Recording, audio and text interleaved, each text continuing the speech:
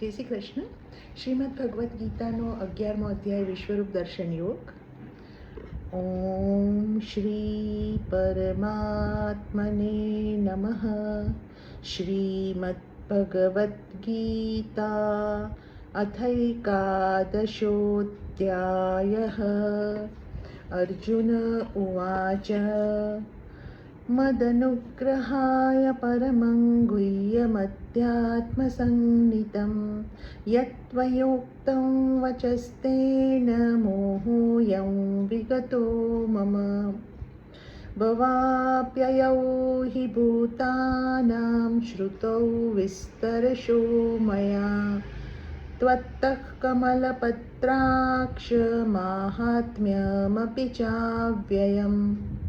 एवमेतद्यथार्थत्वम् आत्मानं परमेश्वर द्रष्टुमिच्छामि ते रूपम् ऐश्वरं पुरुषोत्तम. मन्यसे यदि तच्छक्यं मया द्रष्टुमिति प्रभो योगेश्वर ततो मे त्वं दर्शयात्मानमव्ययम्.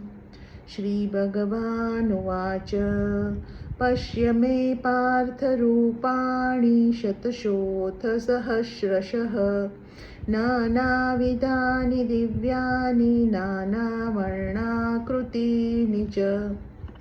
पश्यादित्यान् वसून् रुद्रान् अश्विनौ मरुतस्तथा बहून्यदृष्टपूर्वाणि पश्याश्चर्याणि भारत. इहैकस्थं जगत्कृत्स्नं पश्याद्य सचराचरं मम देहे गुणाकेश यच्चान्यद्द्रष्टुमिच्छसि न तु मां शक्यसे द्रष्टुम् अनेनैव स्वचक्षुषा. दिव्यं ददामि ते चक्षुः पश्य मे योगमैश्वरम्.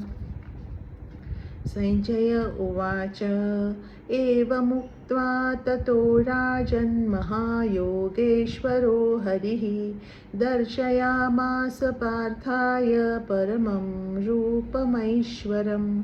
अनेकवक्त्रनयनम् अनेकाद्भुतदर्शनम् अनेकदिव्याभरणं दिव्यानेकोद्यतायुधम् दिव्यमाल्याम्बरधरन् दिव्यगन्धानुलेपनं सर्वाश्चर्यमयं देवम् अनन्तं विश्वतोमुखं.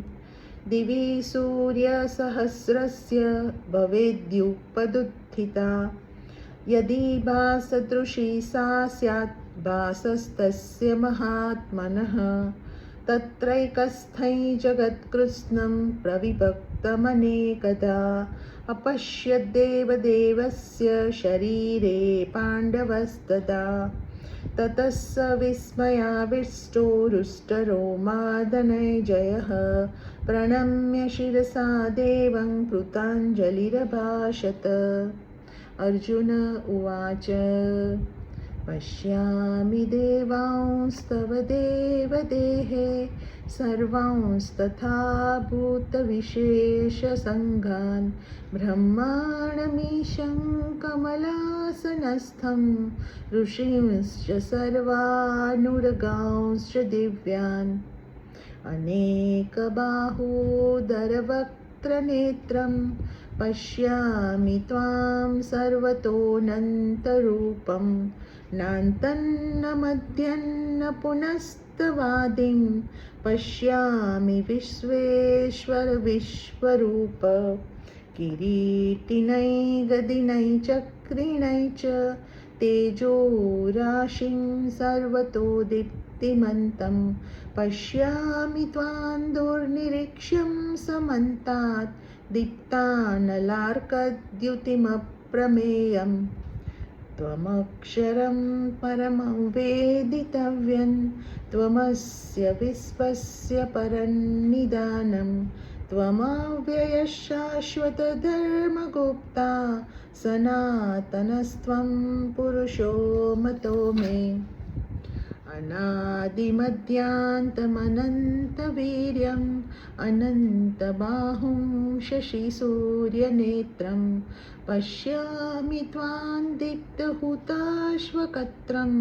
स्वतेजसा विश्वमिदन्तपन्तम् द्यावा पृथिव्योरिदमन्तरं हि व्याप्तं त्वयैकेन दिशश्च सर्वाः दृष्ट्वाद्भुतं रूपमुग्रं तवेदल्लोकत्रयं प्रव्यथितं महात्मन् अमीहि त्वां सुरसङ्घा विशन्ति केचित् पिता प्राञ्जलयो गृह्णन्ति स्वस्तीत्युक्त्वा महर्षि सिद्धसङ्गाः स्तुवन्ति त्वां स्तुतिभिः पुष्कलाभिः रुद्रादित्या वसवो ये च साध्या विश्वेस्विनौ मरुतश्चोष्मपाश्च गन्धर्वयाक्षुरसिद्धसङ्गा वीक्षन्ते त्वां विस्मिताश्चैव सर्वे रूपं महत्ते बहुवक्त्रनेत्रं महाबाहो बहुबाहुरुपादं बहूदरं बहुद्रंष्टाकरालं दृष्ट्वा लोकाः प्रव्यथितास्तथाहम् नभस्पृशन् दीप्तमनेकवर्णौ व्यात्ताननं दीप्तविशालनेत्रं दृष्ट्वा हि त्वां प्रव्यथितान्तरात्मा धृतिं न विन्दामि शमये च विष्णो दंष्ट्राकरालानि च ते मुखानि दृष्ट्वैव कालानलसन्निभानि दिशो न जाने न लभे च शर्म प्रसीद देवेश जगन्निवास अमी च त्वां धृतराष्ट्रस्य पुत्राः सर्वे सहैवावनिपालसङ्गैः भीष्मो द्रोणः सुतपुत्रस्तथासौ सहास्मदीयैरपि योधमुख्यैः वक्त्राणि ते त्वर्माणा विशन्ति दंष्ट्राकरालानि भयानकानि केचित् विलग्ना दशनान्तरेषु सन्दृश्यन्ते चूर्णितैरुत्तमागैः यथा नदीनां बहवोऽम्बुवेगाः समुद्रमेवाभिमुखा द्रवन्ति तथा तवामि नरलोकवीरा विशन्ति वक्त्राण्यभिविज्वलन्ति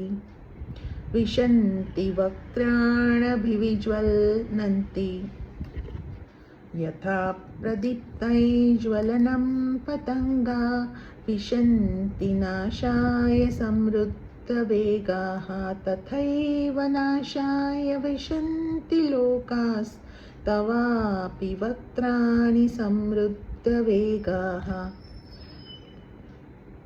लीलीयसे ग्रसमानः समन्ताल् लोकान् समग्रान् वदनैर्ज्वलद्भिः तेजोभिरापूर्य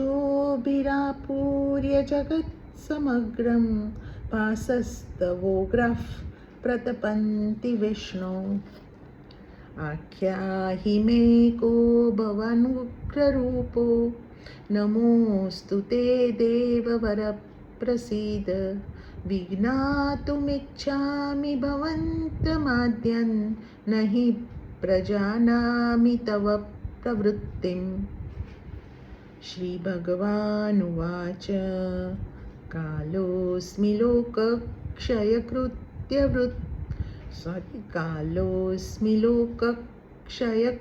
प्रवृत्तो लोकान् समाहर्तुमिह प्रवृत्तः ऋतेऽपि त्वान्न भविष्यन्ति सर्वे येव स्थिताः प्रत्यनीकेषु योधाः तस्मात् त्वमुत्तिष्ठ यशो लभस्व जित्वा शत्रून् भुङ्क्ष्व राज्यं समृद्धम् मयैवैते निहताः पूर्वमेव निमित्तमात्रं भव सव्यसाचिन् द्रोणै च भीष्मै च जयद्रथै च कर्णन् तथान्यानपि योधवीरान् मया हतांस्त्वयि जहिमा व्यथिष्ठा युध्यस्व जेतासि रणे सपत्नान् संजय उवाच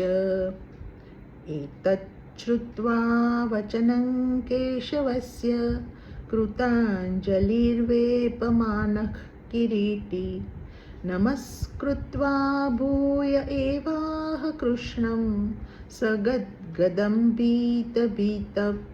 प्रणम्य अर्जुन उवाच स्थाने ऋषिकेश तव प्रकीर्त्या जगत्प्रहृष्यत्यनुरज्यते च रक्षांसि भीतानि दिशो द्रवन्ति सर्वे नमस्यन्ति न सिद्धसङ्गाः कस्माच्च तेन न मिरन्महात्मन् गरीयसे ब्रह्मणोऽप्यादिकर्त्रे अनन्तदेवेश जगन्निवास त्वमक्षरं सत्तत्परं यत्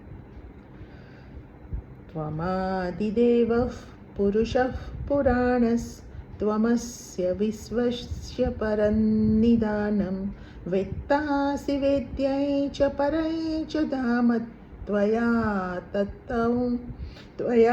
ततं विश्वमनन्तरूप वायुर्मोऽग्निर्वरुणः शशाङ्कः प्रजापतिस्त्वं प्रपितामहश्च नमो नमस्तेऽस्तु सहस्रकृत्वः पुनश्च भूयोऽपि नमो नमस्ते नमः पुरस्तादथ पृष्ठतस्ते नमोऽस्तु ते सर्वत एव सर्व अनन्तवीर्यामितविक्रमस्त्वं सर्वं समाप्नोषि ततोऽसि सर्वः सखेति मत्वा प्रसभं यदुक्तं हे कृष्ण हे यादव हे सखेति अजानता महिमानन्तवेदं मया प्रमादात् प्रणयेन वापि यच्चावहासार्थमसत्कृतोऽसि विहारशय्यासनभोजनेषु एकोऽथवाप्यच्युत तत्समक्षं तक्षामये त्वामहमप्रमेयम् पितासि लोकस्य चराचरस्य त्वमस्य पूज्यश्च गुरुर्गरीयान् न त्वत्समोऽस्त्यभ्यधिकः कुतोऽन्यो लोकत्रयेऽप्यप्रतिमप्रभाव तस्मात् प्रणम्य प्रणिधाय कायं प्रसादये त्वामहमीशमीयम् पितेव पुत्रस्य सखेव सख्युः प्रियः प्रियाहार्हसि देव सोढुम् अदृष्टपूर्वं हृषितोऽस्मि दृष्ट्वा भयेन च प्रव्यथितं मनो मे तदेव मे दर्शय देवरूपं प्रसीद देवेश जगन्निवास किरीटिनै गदिनै चक्रहस्तम् इच्छामि त्वां द्रष्टुमहं तथैव तेनैव रूपेण चतुर्भुजेन सहस्रबाहो भव विश्वमूर्ते।